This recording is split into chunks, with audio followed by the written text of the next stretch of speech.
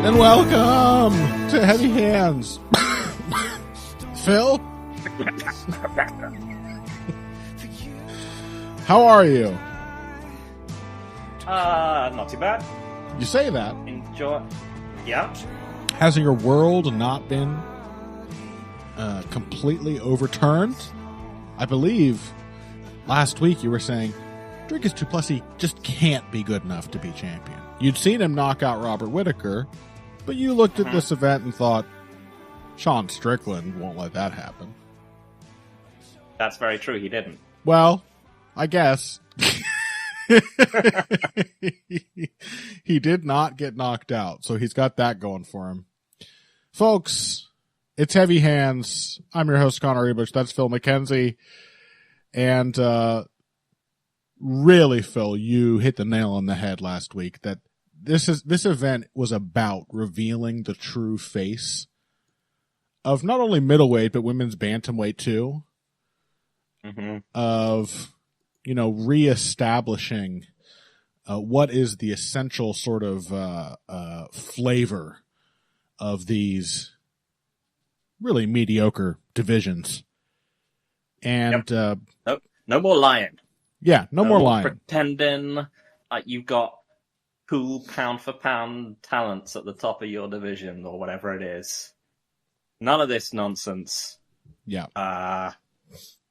Not very good fighters having okay fights. I want to say, actually, this is what this makes me think of, that seeing these divisions, there are a few where, like, part of the reason they feature such legendary title reigns is that the divisions are bad.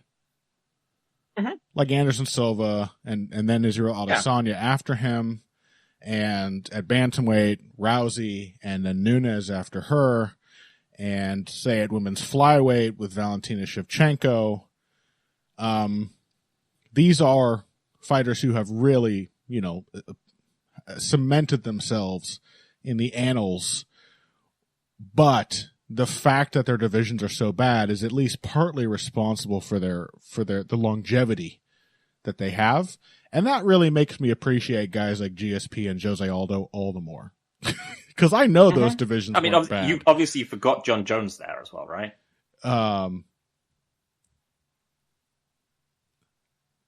It just makes me appreciate guys like Jose Aldo and GSP all the more. No, I mean, what I meant is, like, light heavyweight this was the division where we were like, man, I don't think John Jones would do well if someone just kicked with him. Oh yeah, he's another Valentina type, yeah. And then, like, it took a decade of his career before someone did it. Yeah, and then he just moved up to an even worse division. Mm-hmm. And he's probably going to retire soon, but he could probably do it for another 5 years and just keep beating people because it's that bad. Yep. Yeah, so that's my takeaway from this event is, boy, GSP and Jose Aldo were good. Yep. Sure. And Max Holloway, that guy, those are good divisions. Yeah, sorry, what are you saying, Connor? You are sounding like a liberal cuck here, because I've been informed by people on the internet that, in fact, Dricus versus Sean was one of the best fights ever. It is astounding, the degree. Sean had, like, blood on his face afterwards, and he looked like Kratos, and he fights like Kratos, and he's a badass. Yeah. It is truly astounding. First of all, the speed with which Sean Strickland seems to have attracted this, like, where did this fucking diehard Sean... Bro, I have been a Sean Strickland fan for this man's entire career. Mm-hmm. And I'm not being a hipster here. I'm not like, I like Sean Strickland when he's been the same dude all this time. What I'm saying is, I know what Sean Strickland fights look like. I've watched them all. I like his fight with Tom Breeze. Have you folks who think you're a huge Sean Strickland fan seen his fight with Tom Breeze? Because it's pretty damn good for a Sean Strickland fight. Yeah. What you're getting at here is that this man is an acquired taste for weirdos. Yeah. Sean Strickland is the Malott of MMA fighters, and so the speed with which he appears to have accrued, the fan base who was devastated to find out that Jorge Masvidal sucks now and is no longer fighting. But just like also the fact that I think it only happened like this week. Well, first of all, there was some momentum because he beat Israel Adesanya, but then he says some, I don't know, disgusting, I didn't even listen to it, some disgusting comments about like, you'd be ashamed to have a gay child or something fucking stupid like that. And then suddenly, like, that's all you have to do. The UFC these days is so much courting like right-wing sponsors and shit like that more and more because there's money in it. But the fan base too. And it's just comical how easy it is for a guy like Sean Strickland to suddenly become a bunch of drooling fucking morons' favorite fighter. But the crazy thing is, Phil, is like, it's not just that they got tricked into thinking that what they saw this weekend was like a classic. They watched this. It is, as you said before we started here, Sean Strickland is experiencing the Holly Holm effect. Yep. Where, like, that has always been the most mystifying thing about Holly's fights. It's not the fact that she keeps getting main events or that people like her. Like, we know, you beat a big fighter, yada, yada, yada, you have a certain kind of appeal. It's the fact that during the bad fights themselves, people are cheering. They are just not responding in the way that they would if it was not Holly Holm having this god-awful fight. And people just watch Sean Strickland struggle to break out of a box built entirely of his own jabs for 23 minutes and convince themselves that they watched, like, fucking Max Holloway. It actually blows my mind. Genuinely surprising.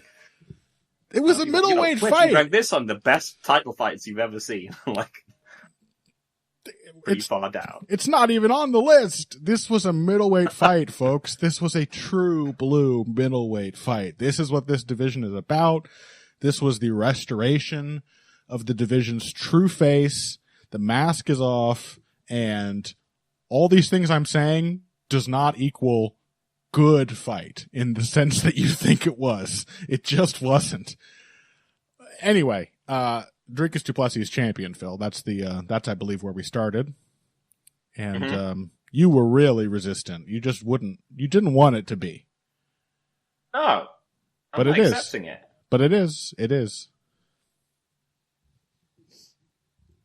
It is. He Still is. not accepting it. I mean, just face it, Phil. He's going to fight Israel Adesanya next, and he's going to beat him. Yeah, I mean, this has got to be one of the more, like, it is a genuinely enticing style matchup. Partially because Izzy wants to counter. Yep. And du Plessis will absolutely give him that. But also because, as I said on Twitter, so right and wrong about some things on this fight. Like, because on the one hand, I was like, I don't think du Plessis can, like, scare Strickland out of his shell. But he can. He did. Very briefly at the end of the fight. Yeah, I'm not entirely convinced that's what happened. This is a thing that happens in a lot of Sean Strickland fights where he, like... Does he do that? I don't remember him throwing, like, the rainbow overhand. Yeah. Like, literally just... you saw the last... Did he do that against Izzy? The last 20 seconds against Izzy when he's, like, marching forward yelling. Yeah, he's throwing those stupid punches. He does it. Sean Strickland, I mean, this is probably why he isn't more aggressive. Sean Strickland getting aggressive, it looks like that.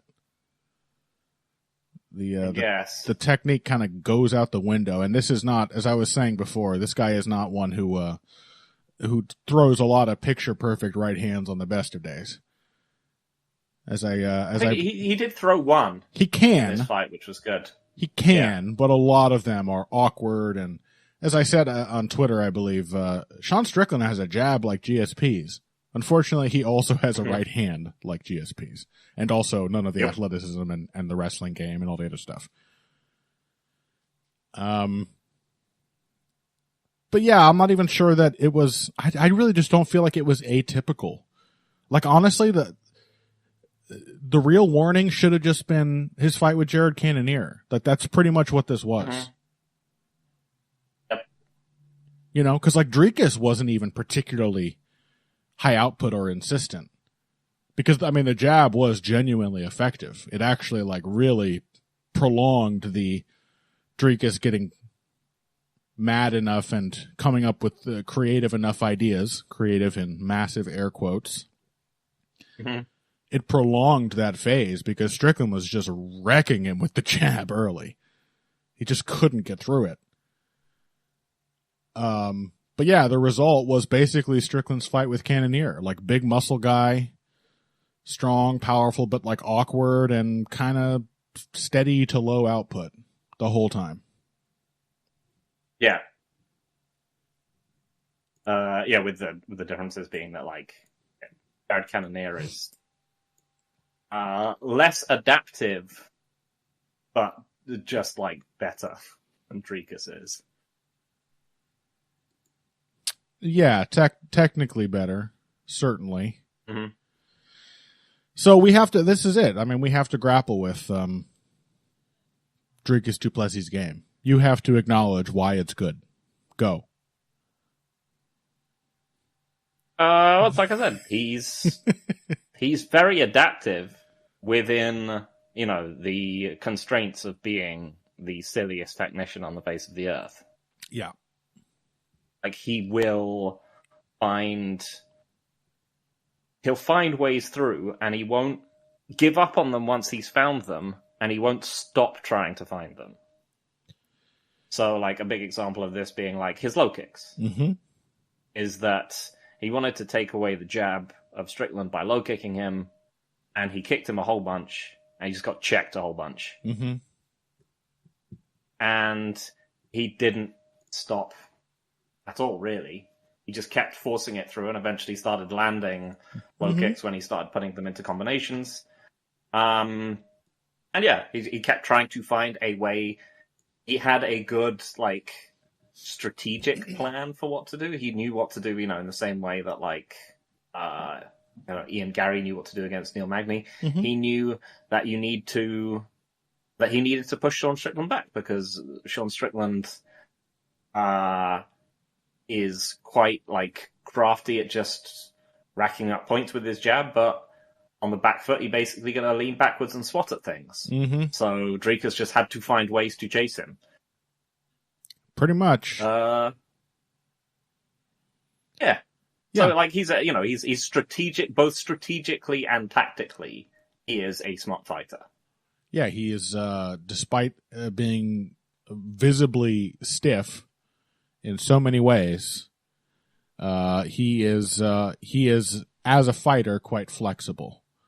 And he does have, like, I love Dricus because it's every single complimentary thing you can say about him, you can then immediately undermine. Right, like he's smart in a really stupid way. Mm-hmm. Where, like, I talked about this in the article I wrote last week, that he's like, when he fought Darren Till, you can look at a sequence from round 2. You can see the pawing jab working to, like, draw at his defenses. You can see it setting up the left hand. And you can see this happening while Dricus is on the back foot. And then you look at round 3 and everything is completely different. I mean completely. We're talking, this man is like the MMA over adjustment to the core. That is his game. And so, like, round 3 rolls around and it's like he switched stances. Number 1, he's got the Nunes Pena adjustment to the southpaw jab. Okay, but just as an interruption to this, what is the disadvantage that a fighter would have from, like, switching into another stance? What are the typical disadvantages that they would have here? Their defense falls to shit, typically. Mm-hmm. Mm-hmm. And they're not comfortable, and their technique is generally worse. Yeah. There's none more of awkward, these more, can be applied to yeah. Dricus du Plessis. He is distinctly not more or less awkward in either or any stance. He sacrifices nothing. Yeah, that's the thing. Yeah, he's just like willing to do it all.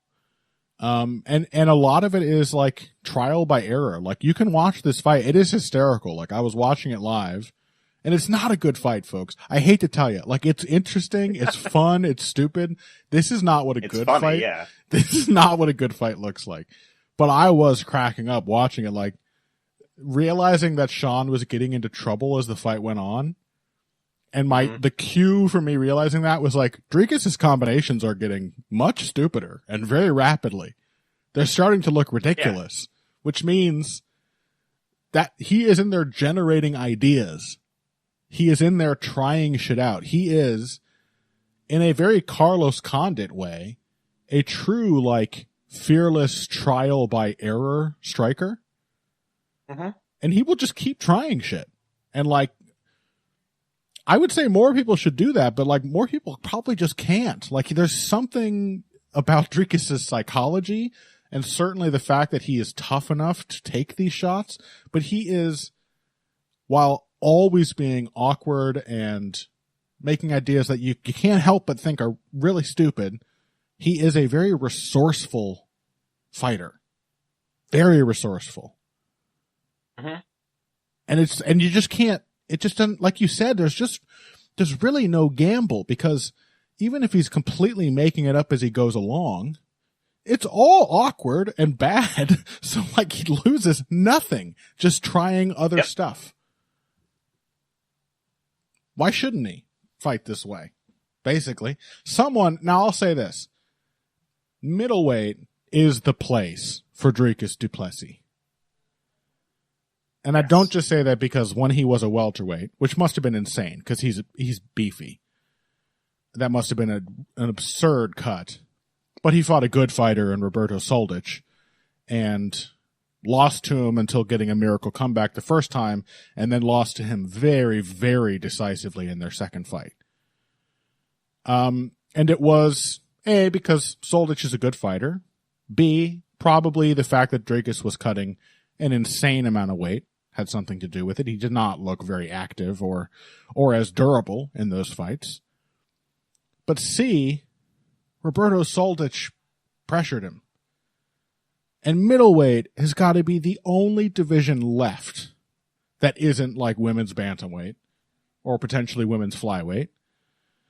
Or, light heavyweight. It's okay. All right. So it's not the only division left, but compared to most of the men's divisions, I can't picture a lot of them in which you could make it through as many fights and as many contenders. You could get all the way to a title shot in a relatively prolonged fashion, as Dricus has, without facing one guy who has the bright idea to try coming forward and doing lots of punches at you.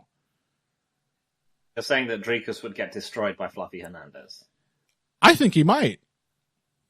It's entirely possible, yes. This was the problem. Like, like you said, he knew he had to come forward on Sean. What if he hadn't realized that? He would have, because he's Dricus. Also, can Dricus fight on the back foot? That's my point. This is another thing, is that, because it's, that's the other thing about being a creative fighter, right? Is that it is generally almost entirely, hinges on initiative. For the obvious reason yeah, exactly. You need to make your opponent think you're going to do one thing and then you do the other. Yes. So you have to be reacting to me so I can try shit. So I can try shit with tempo. It's about having tempo. Yeah. And this is another reason why, Sean Strickland, when you look at him at the start of a fight, you can be like, oh yeah, maybe he is a bit like, Max Holloway's, starting with this approach that he's then going to, use to build up and open up the opponent. But the obvious issue is that, Strickland will keep at that exact tempo, with the obvious exception of, the last 10 seconds or whatever it is, for the entire fight. He is not Max Holloway, who will start to build and open up on an opponent. It's he is not going to leverage his success into anything more than the exact same success he's already having. Yeah. Unless the opponent just disintegrates, like Abbas Magomedov. And he will never insist on pressure, Sean Strickland. He is, like, this is perhaps the downside of being sparring partner man, is that he will have whatever fight seems to sort of, whatever seems like measured to the situation. And that means that if the other guy is crazy and coming forward, Strickland's going to try to like sort of accept that and deal with it. Yeah, well, it's him again. It's him and Chris Curtis who was also on this card. Is that you can just see that their perception of space is essentially, I'm going to wait until the other guy is in front of me, and then we're going to have a fight. And all other like perceptions of like moving backwards and forwards are simply not there. It's like you're simply expecting the other person to be standing directly in front of you, and then you can box with them. But yeah, the thing is that it's just like it has to be middleweight or above for Dricus, because in what good division would you be able to make it to this point without? It's like what this felt like is that middleweight is 15 years behind the times, and then you realize that like all the rest of MMA, including the good divisions, they only really found out about going forward and doing punches like 10 years ago. So like it just hasn't happened at middleweight yet. There's some freak cases. There's guys like Fluffy Hernandez. Chris Weidman was a pretty aggressive pressure fighter. And when I thought of that the other day, I was like, oh, Chris Weidman would have beaten Dricus. Definitely he would have given Dricus fits. But this is the thing. Like, we have seen Dricus against Roberto Soldic on the back foot getting pressured by a powerful striker, and he looked like shit. And we have seen him deal with pressure, with any kind of pressure at all, exactly once over the course of his entire UFC run. And it was that second round against Darren Till. And he looked like shit. But it just doesn't happen. It's because it's middleweight, and everybody has one idea. Everybody has one very precise, one specific way of fighting. And this means that if and when he fights Israel Adesanya, he might win, because while Izzy has clearly the best chance of just allowing Dricus the tempo he wants and still knocking him out, like, that's pretty clear. Like, Izzy could just get stuck on the back foot and just sleep Dricus, because he's accurate, he's powerful. Dricus is absolutely fucking wide open. He leads with his face and looks at the floor. He doesn't shred Dricus' legs. Oh, sure. But Dricus is not going to go out like Paulo Costa. And clearly... to be fair, we did say this about Paulo Costa. That's true. That's true. It's very difficult to say. But no, I think Dricus does seem, at the moment, immortally mentally durable. Yeah, and I think he is smart enough to know he would need to come forward against Izzy. Like, this is the thing. Is that smart enough, or is it, like, it's the stupidest thing? Come forward, do punches. But Dricus is the only guy at middleweight, really, who's figured that out. You know? This is half the shit he does, is like, this is another thing I wrote about, that, like, Dricus makes more mistakes than his opponents, like, without question, every time. He is doing more stuff wrong than every guy he fights. But he punishes their mistakes way more diligently than the average opponent punishes his. So their mistakes are more real, in a way. You know, like, you shouldn't back up in straight lines. Everybody knows that. But, like, when you do that against Dricus, you don't get away with it. He literally chases you and makes you pay for backing up in straight lines. He sees you committing an error like that, and he goes fucking bonkers. It's part of the reason he's so effective. But, like, Izzy could just back him up, you know, like... we know he's not doing that, right? Exactly, but, like, it's so clearly the best way. Just don't let him back you up. Do it, a minute or two per round. You gotta get a little space, you got to get your breath back, whatever, you have to reset. But try your best to stand your ground and put him on the back foot, and he will get crushed. But just nobody will do it. Who's the guy to do that other than, as you said, Fluffy Hernandez? Mm-hmm. I mean, I think of all the potential matchups in this division, I would, if he'd still been around, I think Pereira almost certainly would have ripped du Plessis' head off. Yeah, that seems. Although, boy, can you not just wrestle him? That's what I was gonna say. Can't you picture Dricus du Plessis? Lateral dropping. At least, yeah. Alex Pereira. He would out wrestle him. It would be so hideous. At least that's the thing. Dricus would actually. He would actually understand that he had to wrestle. Yeah. Alex Pereira. I think of all the things, you can at least trust Dricus to make broad stroke strategic adjustments for the opponent in front of him, as well as tactical in-fight adjustments. Mm-hmm. I mean, look at the middleweight rankings. Sean Strickland, Izzy Adesanya, Robert Whittaker, Jared Cannonier, Marvin Vettori. This version of Paulo Costa is still number 6 somehow. Brendan Allen. I mean, Roman Dolidze is maybe the best shot I've seen so far of somebody recognizing that they need to just come forward. Because Roman likes to do that against everyone anyway, like Dricus. Yep. And then you have Chimaev, one-round fighter, Jack Hermanson, Evloev, Paul Craig, Chris Curtis. Finally, at number 14, you get to Anthony Hernandez, and then Caio Borralho. That's the middleweight top 15.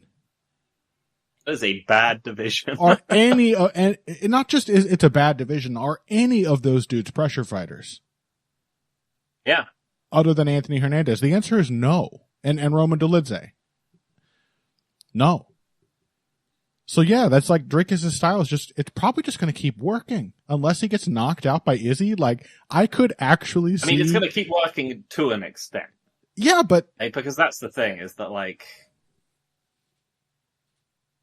this was a fight in which he started off losing it. He ended up losing it. Yeah.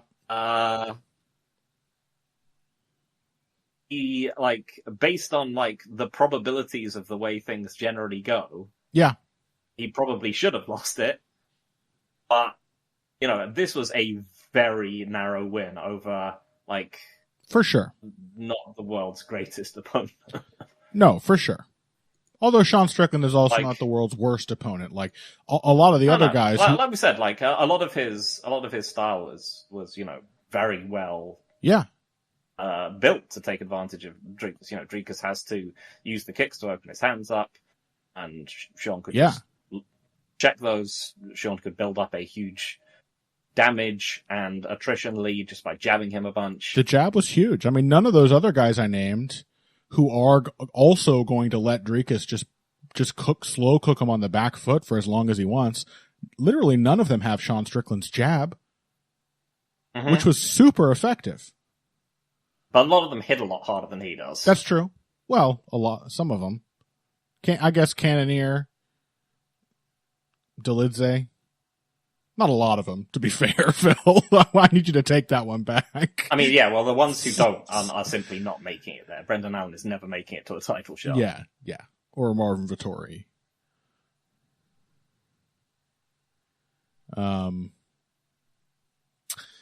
So yeah, I don't know. Yeah, he didn't get tired. I have the chilling feeling that we could actually see. It is distinctly possible we see Dricus reign for a while. Because it is possible, but I just can't see it as being likely. Like, this did not look like him stepping up a gear into championship mode. No, but given that looked like exactly the same dude. But given barely scraping by. Just given again, that all these dudes... It was a razor close fight, but it was also like a 2 clear rounds to 1 clear round to 2 toss-ups. Yes, but... fight. given that all these guys are also going to have directionally the fight Sean Strickland just did, without Sean Strickland's actual range tools, you know, like Dricus is going to keep coming forward. He's going to keep trying shit. Being a little more powerful than Sean probably doesn't make a huge difference because Dricus is tough as fuck. And he's not going to get tired like we thought he might. Middleweight sucks. He's just going to be champion for a while now. I just like they're not going to be pretty fights, but like I just don't feel like anyone in this division, apart from like Whittaker and Adesanya, is an actual particular standout. No, that's exactly why he's just gonna because he's like he could it's like he could reign, but also like would I particularly favor him over Jared Cannonier? Yeah, no. That's a good one. That's like a weird mirror match. In some ways, someone who's simply like as physically strong as him and who also doesn't get tired. God, that'd be such an ugly fight. Mm-hmm. Oh my God, folks, I would like to see that. Jared Cannonier does deserve that fight, but it's going to be easy or like for some inexplicable reason, like Hamza or something. Oh God, no, I really don't even think they'll do that at this point. He just hasn't been impressive. It'll be Izzy. Which I am most interested in just because it sounds comical, but I would definitely like to see Jared too. And outside of that, like that one, the fight I'm envisioning there is pretty much a toss up. Mm-hmm. And that's one of the tougher fights there is in the division. Maybe the toughest. I just don't know. Like, I just think Dricus is here to stay. I just think get used to it. I think, you just get champions like this in these divisions every now and again. It's just, we have a round of pass the belt for a while. Had it at light heavyweight. Sure. It's going to be happening here. You get the power vacuum in these weak divisions, ruled with an iron fist by great fighters. And, but I truly looking at this division. Sorry, I've got the ending of this fight playing at the moment. It is so fucking funny. Bad. Who was it? Was it somebody posted that and said maybe it was Ryan Wagner or somebody said like I think it was Jabzuda. Yes, it was. He said Holloway Lamas eat your heart out or something like that.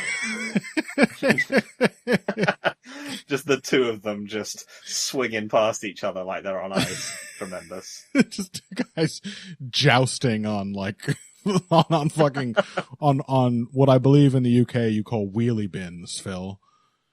Yep. Wheelie bin jousting. No kidding. Jesus Christ. I just don't look at these rankings and see any reason why Dricus would not just defend the title a few times in a row. Because his chances are barely more than 50% against anyone.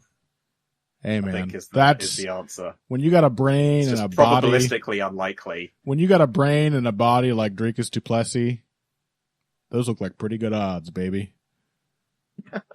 50-50, I'll make enough bad, strange decisions to turn that into 55-45, and that's enough to win. Just about. Oh, Jesus. All right. Let's take a break. From Dricus du Plessis, middleweight champ, to Raquel Pennington, women's bantamweight champ. Yes, folks, that's right. Yeah. This was also a title fight.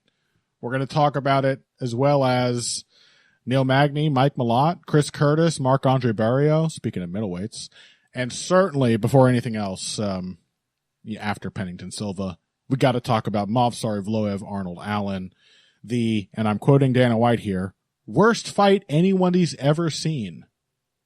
We're talking about all of that. So weird. After this.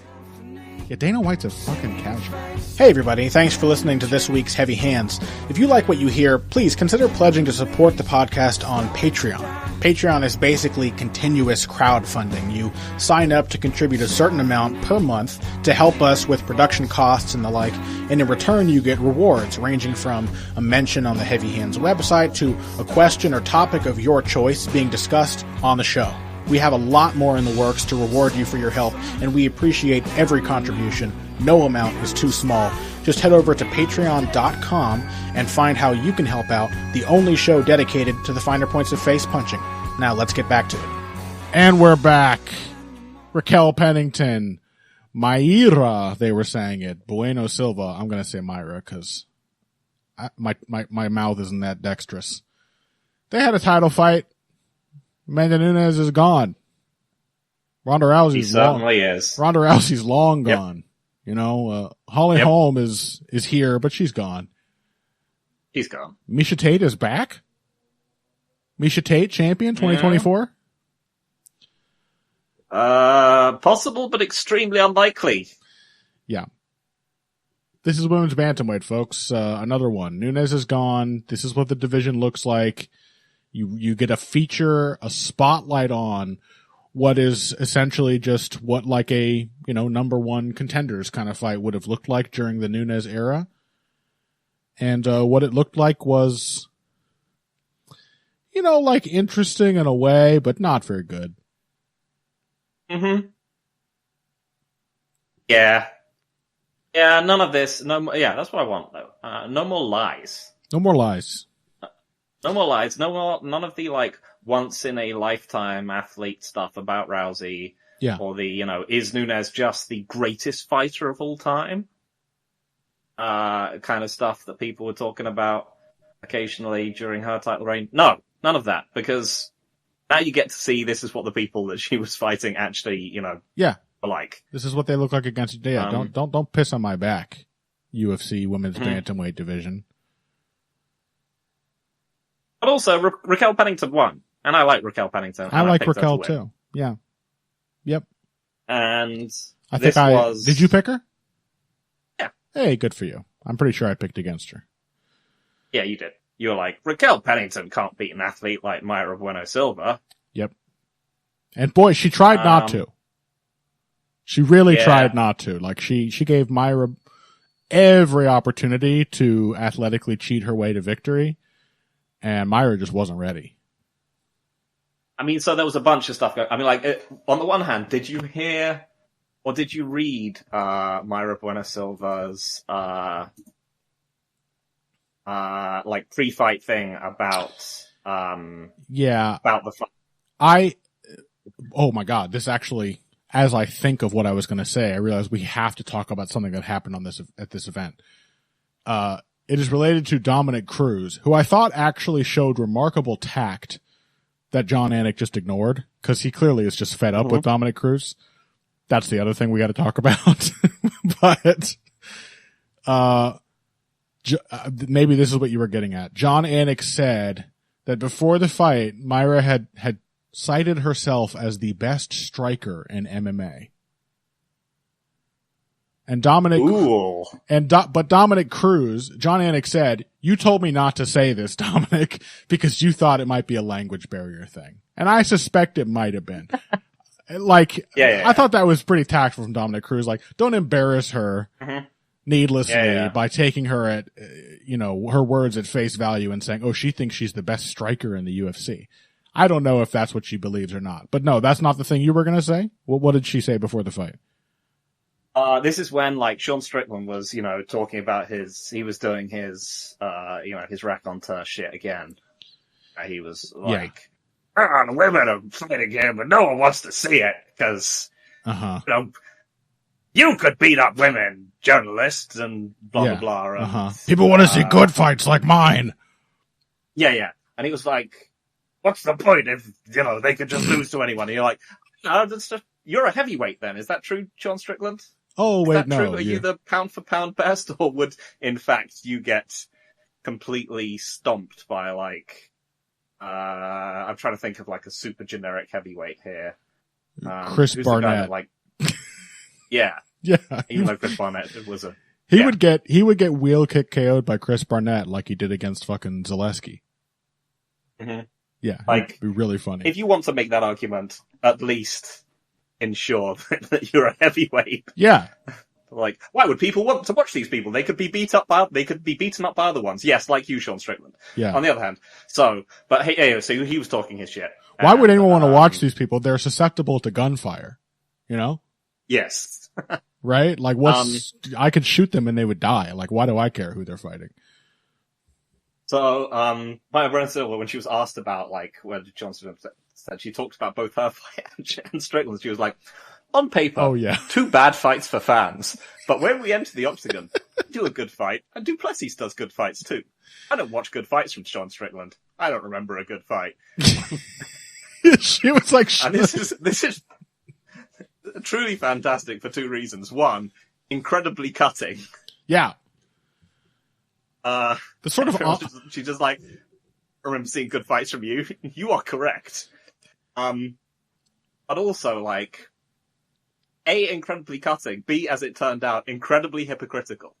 Because Mayra Bueno Silva, essentially, like in the most ghetto and sort of reductive Charles Oliveira way possible, just like walks forward, and then she waits for you to punch her.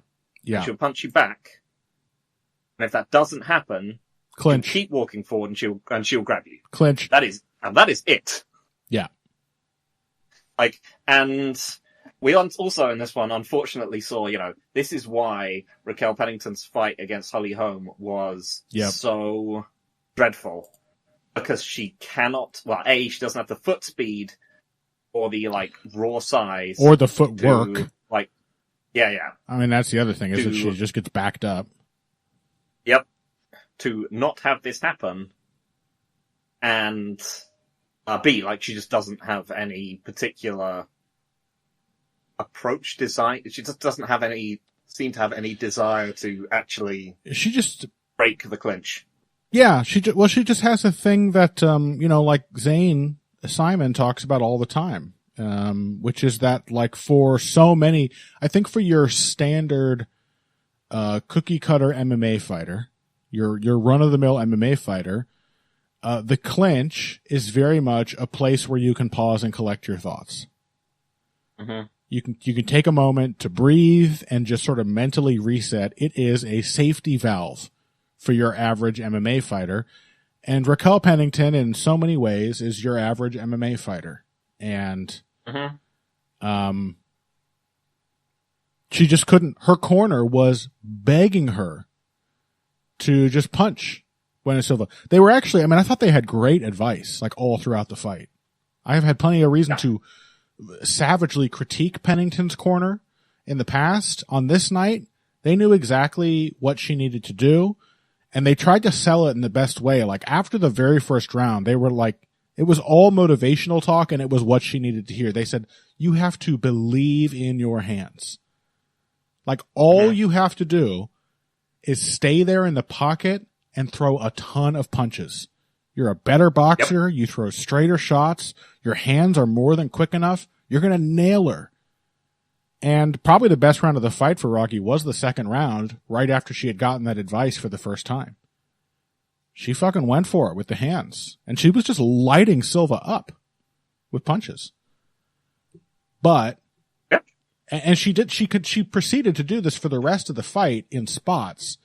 But she just could not, her mind would not allow her to do this for long. Like, when it was not Bueno Silva just walking into the clinch and grabbing a hold of her, it was Rocky actually initiating the clinch herself because she needed to take a fucking mental breather. Yep. She needed a moment to pause. And, I don't disparage her for that. I think that's, again, a very typical thing for MMA fighters. But, it did not lead to, it basically led to a feeling that Raquel Pennington was like winning every single round despite making every effort not to.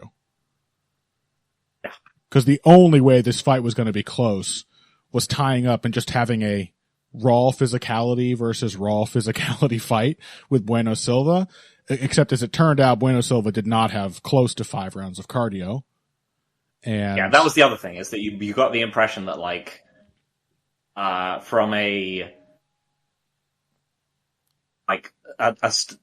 strategy standpoint, like, Raquel Pennington was, fighting in a way that meant that she just couldn't, that she was fighting in the worst possible way to win the fight. But also, like, Bueno Silva, as it turned out, kind of had no way of winning the fight. Nope.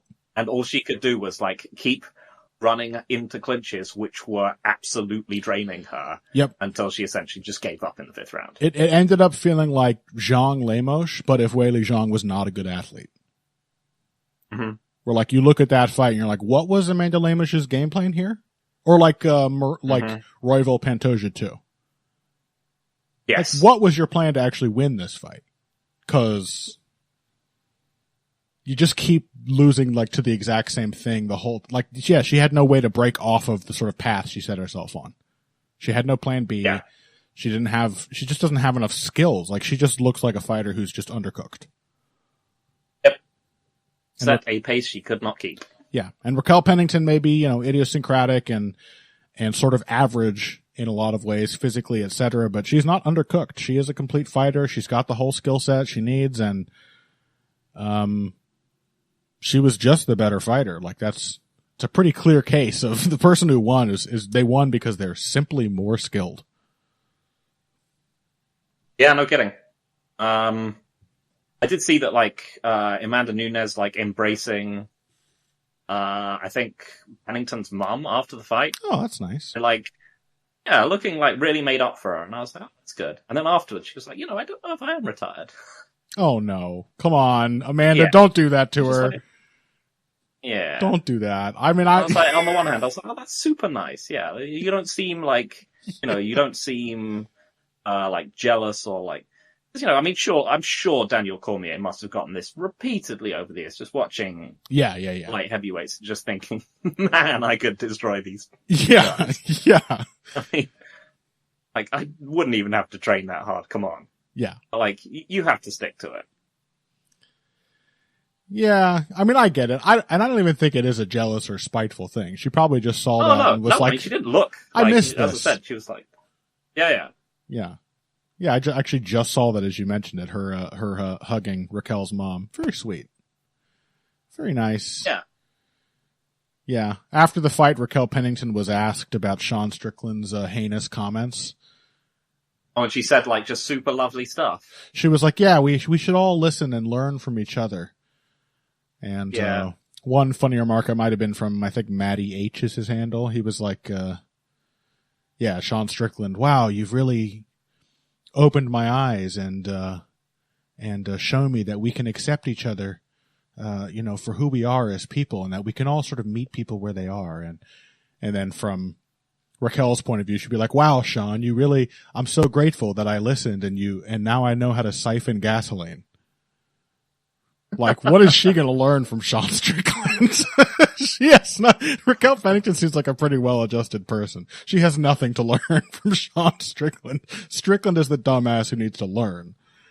But yeah, Raquel, it's good to see her win. It's been a very long career, and like, look, did she need a window where there wasn't a good fighter left in the division to actually become champion? Yes. But that's the case for most fighters. Yep. And I'm happy for her that she's lucky enough to be in a division where simply being pretty damn good at all the stuff you do actually paid off just this once. Also, like, again, a significant athleticism disparity, but there's still like a very strong chance she could beat Juliana Pena because Juliana Pena isn't very good. Yeah, and also, having seen this, boy, do I want to see that fight.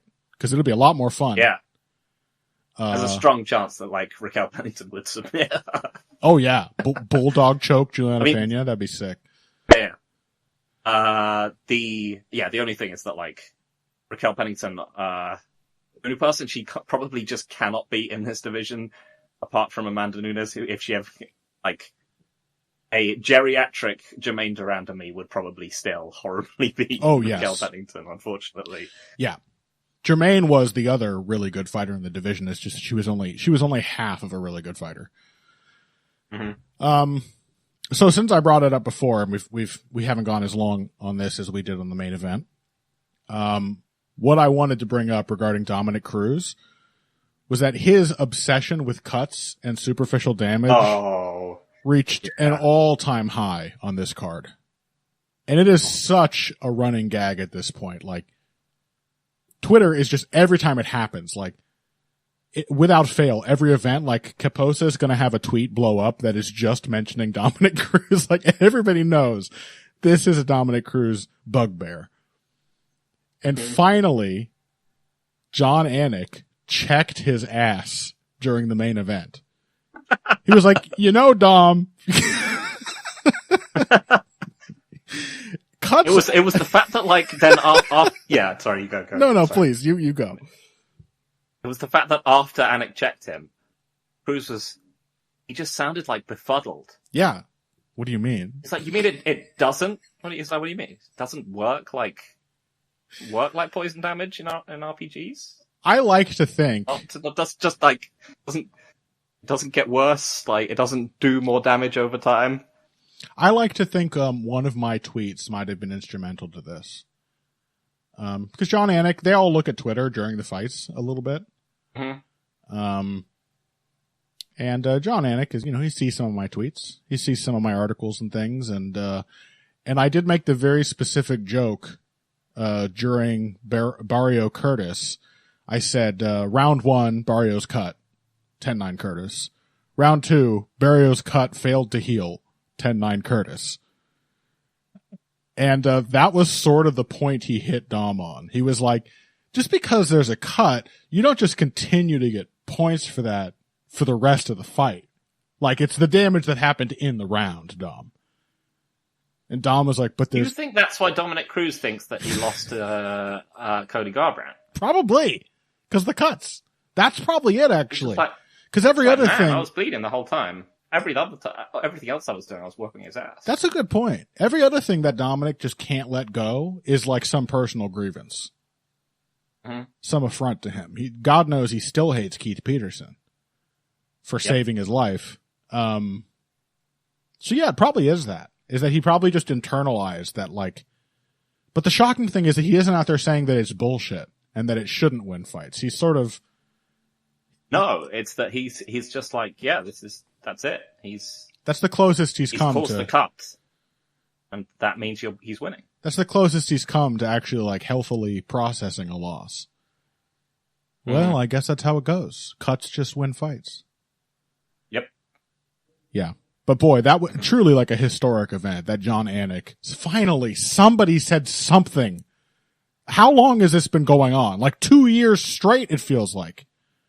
Dominick Cruz has been talking about cuts and pointed to them as a reason why somebody will probably win the fight. And he is wrong like 80% of the time that he says that. And just nobody ever says anything to him about it. Finally. Thank you, Jon Anik. You're a hero. He probably subjected himself to an absolutely insufferable conversation with Dominick Cruz after the event. You know what, though? I'm not actually sure if it did, because it's that like bafflement in Dominick's voice after he says it. It's like, he wasn't super resistant. He's got this impression. That's true. Yeah, you get the impression that he's actually like trying to process it. He's like what? What? Huh.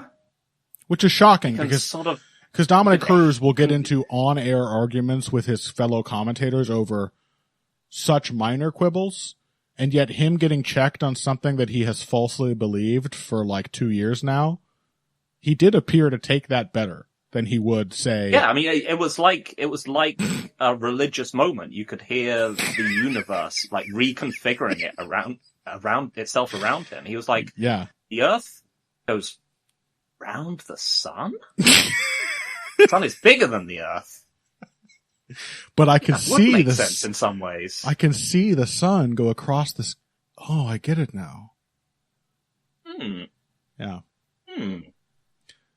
He's a thinker, that Dominick Cruz. You know what? In the same way that Dricus du Plessis is a smart fighter, Dominick Cruz is a thinker. Mm-hmm. This is MMA, folks. Yep. All right. Well, I just had to mention that one. It really struck me as a historic event. And that'll be it for this segment. When we come back, Movsar Evloev, Arnold Allen, and the other stuff from this UFC 297 main card after this. Financial support is fantastic, but there are other, even easier ways to support Heavy Hands. Perhaps the best is by spreading the word. We know our fan base. You're all cool, popular people with serious social media presences. You're tastemakers and trendsetters. Okay, there are one or two of you that don't fit that description. You know who you are, but no matter what, you can always help us out by telling folks about the show. And you can also give us a positive rating and review on iTunes and Stitcher, things like that. We rely on word of mouth and positive feedback to grow and improve, so thank you very much for your time and your help. Now, back to the show. Another funny Dominick Cruz moment in this one, where I actually found this. This was another cut performance from Dominick Cruz. True. Yeah, this was one of them. This card was rife with those comments, but I actually found this endearing that Dominick he got so stuck on trying to say Evloev properly that he just couldn't get past it anytime he tried to say it. Cause like properly in Russian, it's like Evloev. Like that's their E sound. It's like Evloev. Yeah. Evloev. And he was like doing that and he kept trying it. John Anik was like, listen, Danny doesn't like when we use first names, but maybe just call him Movsar. he was so stuck on it. I found it charming. Anyway, Dana White is a casual, and this fight proved it. Because whether he was confused or, as you suggested, like something unrelated and bad happened to him while this fight was going on or whatever, he was like bitching about this at the post-fight presser. And I just don't get it, because this was like the best fight on the card. Weird. This was like the best fight on the card. It was awesome. Mm-hmm. It had a little bit of everything. It was contested at a pretty high and consistent clip. It had momentum swings. It had blood. It had blood. One guy got knocked down. The other guy got hit more. They had insane scrambles. This was like what a fight between two elite fighters looks like. Yeah, it's really weird. He was just annoyed. Because normally there's at least some kernel of truth or like some kernel of, reality and what Dana says. But like, I was just like, did you just think you were watching another fight? Or again, did you try like hitting on a ring girl and she turned you down? Yeah, and it just this soured him. This is the worst fight ever, man. It just soured him on it. Yeah, I don't know. Like, it wasn't a war, but it was a good, competitive, and very high-level fight. Like, I just don't get it. Yeah. I'm actually not in a wry or cynical or spiteful way. I'm very glad you were wrong about this one in one very particular aspect, Phil. Mm-hmm. Which is that Movsar Evloev, he used his jab quite a bit. And more and more as the fight went on. Yes, he did. He started out, and I got a bad feeling. Double right hand. Yeah. Right body kick. Yep. And he kept doing that stuff. He certainly had some unique anti-southpaw ideas. But no one ever said there isn't a tricky and effective angle for the lead right hand against southpaws. That is true. Yes. It's easier to line that shot up in certain ways than it is against somebody in your stance. There's just less shit in the way. But he did use his jab, and the more the fight went on, the more effective the jab became. He used it quite a bit. I was very, very happy. I mean, he dropped Allen with the jab. That was the shot that scored the knockdown. Yes, I remembered that, but like, I don't remember using it that much. He did it. He did it enough for me to be like, okay, this is pretty much how his game works. I mean, he does the weird double right hand shit against orthodox fighters too. That's one of his striking into takedown entries. That's one of his like key switch ups that is core to his game. So This didn't look like an uncharacteristic Evloev performance to me. Just looked like Evloev against... it was definitely much less jabby than it normally is. Yeah, maybe. Yeah. But he used it quite a bit. I mean, I'm watching it right now. Round 2. Plenty of jabs. A lot of nice little, like, interstitial jabs, too. Like, mid-reset, interrupting as Allen comes in. You know? He touched him quite a bit with the lead hand. Yeah. Come on, Phil. Yeah, it was okay. It was, as I said, like, I think the first round was very close. He sort of debatably dropped it because I thought he did. He wasn't. Yeah, it was a very close. It was one of those ones where like he might have. It's one of those ones where like if you're Allen's corner again, you should just be like, I lost that round. Sure. If you lose a bunch of takedowns that lead to nothing in a otherwise fairly competitive round where your best work was all done right at the beginning. Yeah. You should expect to lose that round. Yeah. And he did. But yeah, but also, yeah. Okay, so I will concede. I was wrong about, him not being able to jab at all. Because he did, in fact, start to work into his game. As you said, he even knocked him down. Mm-hmm. Also, you were wrong about Arnold Allen not being able to defend his takedowns. Oh, that's true. Yeah. How was I to know? Hasn't been tested. Mm-hmm. Since the last time he wrestled somebody, he did. And Allen, who we know is a student of the game, likes to learn skills, likes to game plan. They were talking in the commentary booth about how much wrestling he did with national championship wrestlers and stuff for his training camp. And it showed. Mm-hmm. Cause he was incredibly difficult to wrestle and he just did not accept bad positions. Even that changed a bit as the fight went on, as it often does. This is why wrestlers, I always give a slight edge to a wrestler in like a fight where I expect both guys to get tired, for example. But not much. He still shut down a lot of the takedowns and escaped the bad positions really diligently. There was that sequence in round 1. He Granby rolled like 5 times in a row. He just you're still on my back. I mean, and just as impressive as that was how Evloev just stayed on him.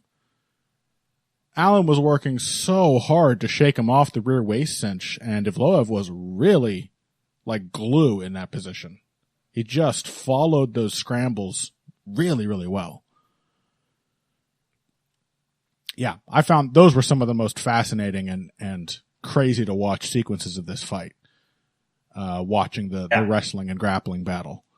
Because it was just basically a stalemate, but like a really intense stalemate. Yeah, I mean, again, like this was just like a really good fight.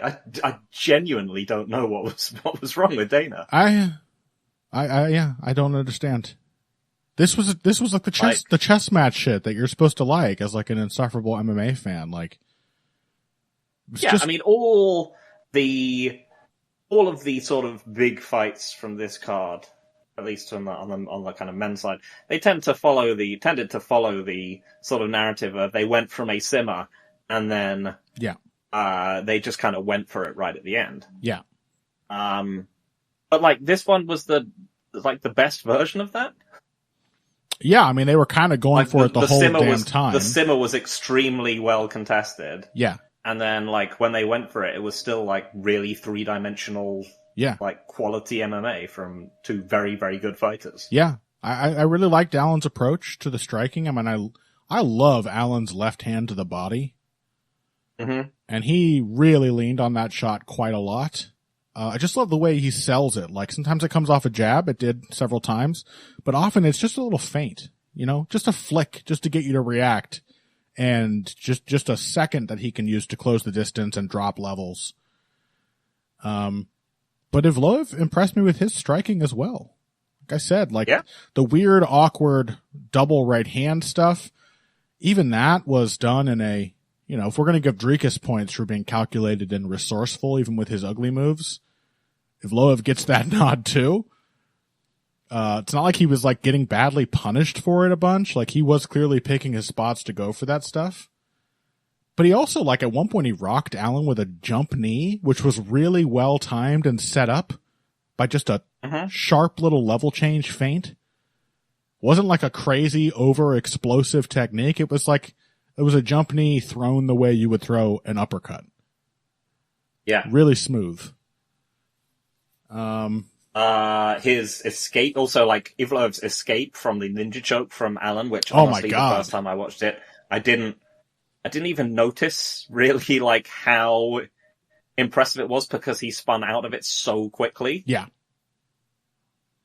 Like I was just like, oh, that was a failed submission attempt from Allen. Yeah. But it was the fact that he'd spun his way out of it like within a fraction of a second. Just done a full 360. It was tight as hell too. Like you could see the slow-mo, like how difficult it was to actually get out of that. I mean, when you have to go for like the gator roll escape, that is like a last ditch maneuver anyway.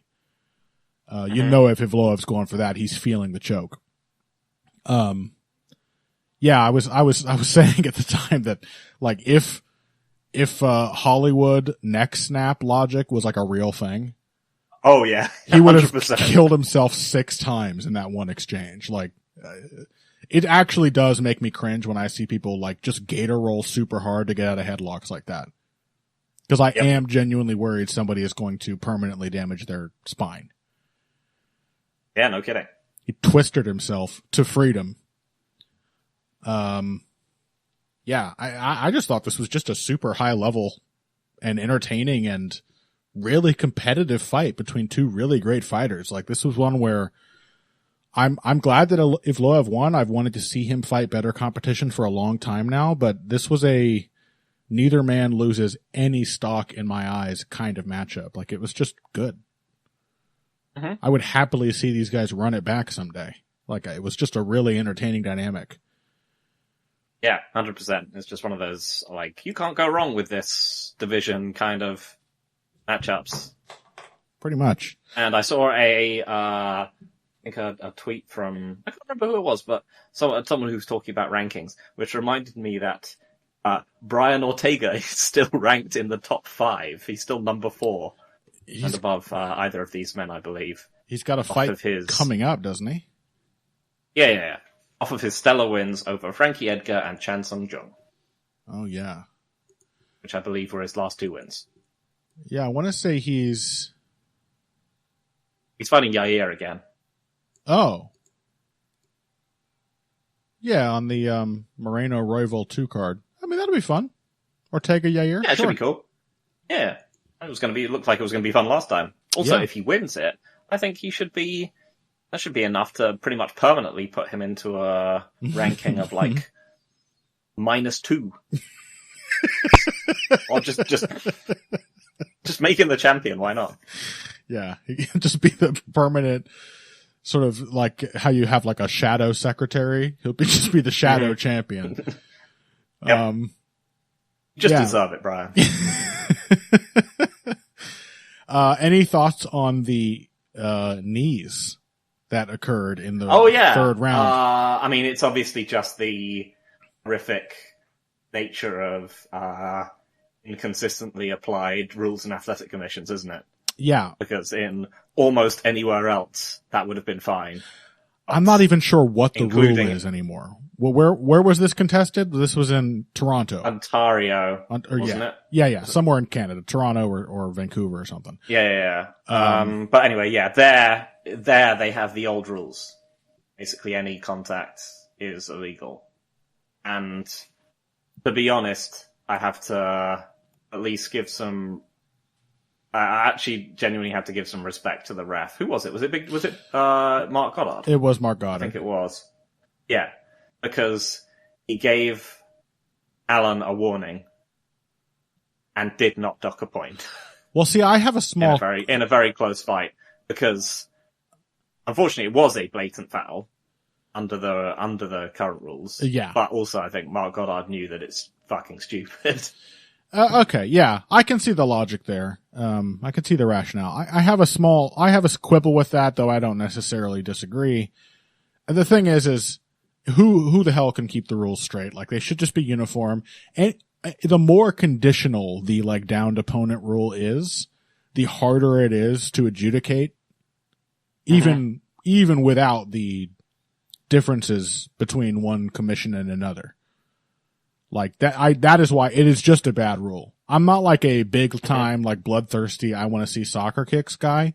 Sometimes they make me feel a little sick, but like, if the rule hinges on like the referee having to make a judgment call as to how much weight is being borne by the hand on the ground, like that's too much. That's just too much shit to be considered to make a call on a foul. A foul should be straightforward. That being said, one of those knees would have been a foul under any rules because Allen was smushing his weight down onto Evloev's post. The other ones probably should have been legal, but I guess they weren't in this particular jurisdiction. But if that is a foul, and it sounds like it was in Toronto or Vancouver or, one of those cities they have up there, if it was a foul, it should have been a point deduction.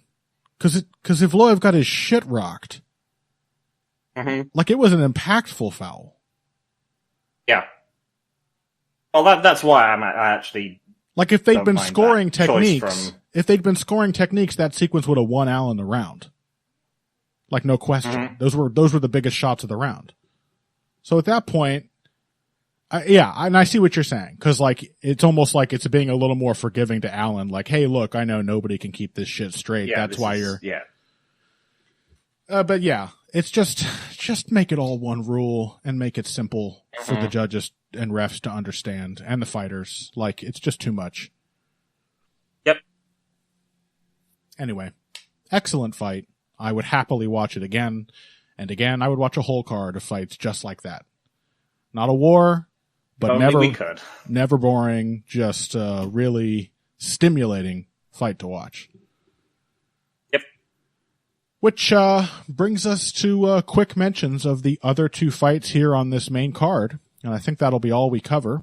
Neil Magny, Mike Malott was literally, it was all three of the fights Neil Magny has. Yeah, no kidding. It was Neil Magny getting crushed with low kicks and beat up on the feet. Then Mike Malott decided he wanted to win both of the bad Neil Magny fights, so he started taking him down and started actually just being bigger and stronger and smushing him from top position. And then it turned out it was secretly the fight Neil Magny wins the whole time. Yeah, what a reveal. I found this magical. Like, just the fact... Yeah. It's like it's like the Darren Elkins, Michael Johnson fight, but like somehow three fights in one. Yeah. I don't even have anything to say about it technically. I mean, I like Mike Malott as a fighter. I think he's quite good. He has the curious case of being a really intelligent and fairly technical striker who nonetheless has like very little range game. Mm-hmm. He's a weird thing. Yeah, so he's a beast in the pocket, but at range, it's like he had the kicks for this fight. That's like the first time I've ever seen him be particularly effective at that range. Yeah. So it's when you're like, who did train Song Yadong then? And then you're like, oh, I see. It does make a lot of sense. No range tools, kind of walking around, pretty good in the pocket, very potent. But yeah, not much in the way of like footwork or as you say, any range or distance closing weapons. Yeah, it makes sense. Like, that's where it came from. But he just completely died. Over the course of like he looked fine throughout the second round, really, I thought. Yeah. And it all just kind of hit him at once. Like somehow the sand trap, the quicksand effect of grappling with Neil Magny, Mike Malott just got extremely tired continuing to tie up with him, and Neil Magny fucking went for it. Neil Magny got one good position in the entire fight. And he won. Yep. Yeah, I don't know whether Malott got hurt by I say this knowing how funny this was, Neil Magny powerbomb. Could have been. Might have been hurt by that, but also worth mentioning. I've said this ages ago, and there's been so few times since then for me to bring this back as something to say. But Neil Magny's one position where he is a genuinely dangerous, dynamic fighter is in top position. Yeah, he has genuinely ferocious ground and pound if he's able to get it off. Yeah, and even then, he doesn't have much power, but he's got leverage. He has good top control when he finally gets it, and he will go for it. He will go for it really hard. He always has when he gets to those half guard type positions. It wasn't the power bomb, by the way. If I'm seeing what you referred to, I just checked, and literally his head doesn't even touch the floor. Because he's just clinging. Yeah. He's clinging on to Neil so hard. I just think he was muscling it too much in the tie-ups, more than it appeared at first, and he just sapped his own strength. In a way that just happens to so many people who fight Neil Magny. Yep. I also did think that Neil Magny looked kind of washed in this fight. Absolutely, yes. This was 100% one of those ones where I was just yeah, you won it. Also, I'm downgrading my expectations of you from Neil Magny will always win a certain kind of fight. I had the same. Because I'm thinking that he is he's looking uniquely bad. Yeah. Yeah, I had the same reaction. As soon as it started and I was oh, Mike Malott watched the Ian Gary fight. I was just I think it's going to take a steadily decreasing level of opponent to win one of the two fights Neil Magny loses. Going forward. Which, he's 36. The man has how many pro fights on his record now? 40? He's been doing this shit forever. A lot. And they're in the UFC. It is. Yeah, they're mostly UFC fights. It's in the UFC in a good division. It's the same thing as the Jim Miller thing. Yeah, he's literally been here since his sixth. Just really hard. Because he was a tough guy, wasn't he? Mm-hmm. Yeah, he's been in the UFC since his 8th or 9th fight. Back in 2013. Went straight from Hoosier Fight Club in Indiana to the UFC. That's pronounced Hoosier. Phil, please. Whatever. Hoosier. Oh, Hoosier? How'd you do? I'm from Indianapolis. I'm a Hoosier. Come on. Give me a fucking break. Hoosier. As in, who's your daddy? All right. Finally, Chris Curtis, Marc-Andre Barriault. The commentary was particularly funny for this one because they also were expecting not a middleweight fight. Mm-hmm. And I actually found it funny because they were really startled by the fact that Marc-Andre Barriault was not coming forward, even though, as the fight was about to begin, they mentioned a quote from Barriault's pre-fight interview where he said he was excited to fight a guy like Chris Curtis who would come forward and bring it. Which to me suggested that Barriault was probably planning to do this. He's actually been doing this for the last couple fights. He's been trying to be a slicker kind of fighter and be more on the back foot and evade. And draw people in. And it actually worked pretty well against, say, Eric Anders. Yeah. The result against Chris Curtis was a fight where really just neither guy wanted to make the first move for 10 minutes straight. Yeah, I think people were weirdly hyperbolic about how bad this fight was. It was just samey. It wasn't that bad. It was middleweight. Yeah. It would look like a middleweight fight. The third round was genuinely really good. The third round was a banger. It turned into a... Were people just expecting it to be... But, I'm fine with fights like that. That's... that's how most fights, most good fights go. Lawler McDonald isn't just fireworks from beginning to end. Yeah, but no. They built into it, and I mean, and we still had like Chris Curtis getting mad at someone, not just rushing forward into free counters. Also getting mad at the crowd. crowd. Fact that, Chris Curtis was circling backwards for the first half of this fight. Yeah. Yeah. No, Chris Curtis is the first round. Chris Curtis is a very much a him with striking pace is like Kevin Holland with grappling. Mm-hmm. Where he's mad at the other guy for doing exactly the thing he wants to do. He's like, now I'm the guy who gets to wait. You're supposed to make the fight happen. Come on, pussy. Yeah. Throw a punch. No, you do it. I enjoyed Chris Curtis getting mad at the crowd very passive aggressively. And I also this is the thing. Chris Curtis is definitely a certain type of asshole. He would get into absolutely, if you were out drinking with Chris Curtis, he would get into a fight with somebody at the bar. No question. Yep.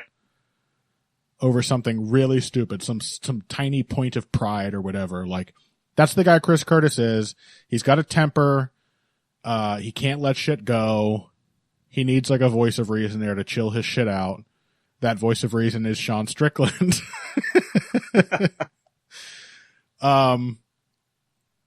But I found it both funny and relatable after the fight where he was everybody had been booing and he was smiling, but clearly just full of rage. He was almost crying. And he was I don't know what you guys want. I'm sorry. He said, I'm sorry we didn't die.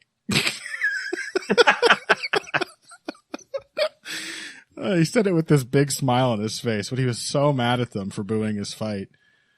It was tepid, to be fair, for 2 rounds. The third round was a classic. It was a really great fight for the entirety of the third round. So I was pretty happy with it. Yeah, it was Lawler Hendricks style, just trench warfare. Yeah, it was brutal. So yeah, I'm not really going to fault them for that. Marc-Andre Barriault is trying something new. He's trying to improve as a fighter. Chris Curtis is the same guy he's been. Also, it was a really obvious way of winning a fight. Sure. Oh, yeah. You're a big, you're bigger and taller than Chris Curtis. You're primarily a striker. Yeah. I saw what fucking Jack Hermanson did to this dude. Why wouldn't I try that? Yeah. Right? Come on.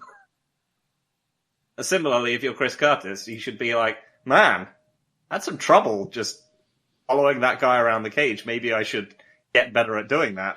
Yep. But no. No, he won't. He won't. No. All right. He will simply get madder. But yeah, I mean, I really enjoyed this. Obviously, for all the things you like to see, Chris Curtis throwing brutal uppercuts to the body. Yep. I really like Barriault punching into collar ties. Yep. Just great. Just as I said, reminded me of Lawler Hendricks. Yeah. That third round. And certainly that third round, compare that to Pennington Silva, the battling in and out of the clinch and during the clinches. Mm-hmm. That was warfare, man. That was trench warfare, like you said. They were really fighting for every single scrap, and it was very 50-50 in a lot of those exchanges. While just changing range and mashing into each other and then prying apart from one another repeatedly. It's pretty awesome. Yeah. Another super close fight as well. Yes. Yeah. I think just, a little more quality from Chris Curtis in round 3 was probably just enough to sway it for me, but really razor close. Yeah, absolutely. And, another one where I'm I would love to see both of these guys. Against anyone good and fun. Yeah, they should fight for the title. Look who the champion is. look who the fucking champion is. They could probably win. Or not. So there you have it, folks. UFC 297. It was middleweights. It was women's bantamweights. And thank God it was featherweights too. It had a little bit of everything. Most of it was sort of kind of bad and weird, but in a way that was really very thought provoking and interesting and funny. The salty yogurt and lukewarm ranch That's dressing right. are a That's right. appetizing combination, sort of. Well, let me tell you, Phil, it was not appetizing when I had that. But I remember it. You're